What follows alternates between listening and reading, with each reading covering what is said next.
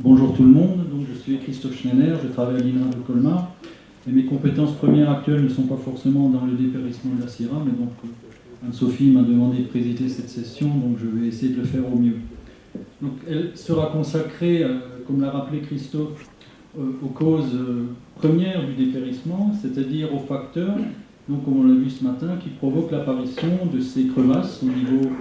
de la base du tronc, du bourrelet de greffe pour les lignes greffées.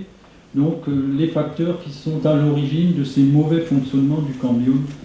comme ils ont été si bien décrits ce matin, notamment vous avez vu toutes les manières de le représenter à travers l'histologie ou d'autres observations. Donc la session va comporter 4 interventions, dont 3 vont être consacrées à la piste de l'agent pathogène. Donc cette hypothèse a été considérée comme une piste très sérieuse il y a 4 ou 5 ans, lorsqu'on a redéfini au niveau interrégional les priorités du programme de dépérissement de la Syrah, dont la construction vient d'être rappelée par le président Nadal. Et donc nous aurons 3 interventions qui vont se succéder dans cette hypothèse-là. Enfin, il y aura un 4e exposé pour terminer la session qui, lui, vous présentera les dernières avancées sur une autre piste, qui n'est pas forcément exclusive d'ailleurs, donc qui s'appelle la piste génétique, et qui considérerait donc qu'il y a un caractère particulier chez la Syrah,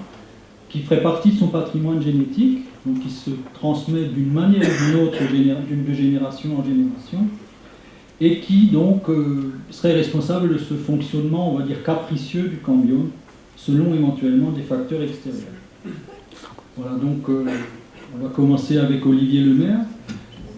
chercheur à l'INRA de Colmar, qui va vous présenter les travaux qui ont été faits dans la recherche d'un groupe de pathogènes particuliers, donc ce sont les virus. C'est peut-être le groupe qui était considéré comme le plus évident à relier comme cause possible au dépérissement, parce que dans ce grand groupe des virus qui colonisent ou qui attaquent la vigne, comme vous le verrez, il y en a en particulier une famille qui provoque des symptômes qui sont assez proches de ce qu'on observe au niveau du bourrelet de greffe.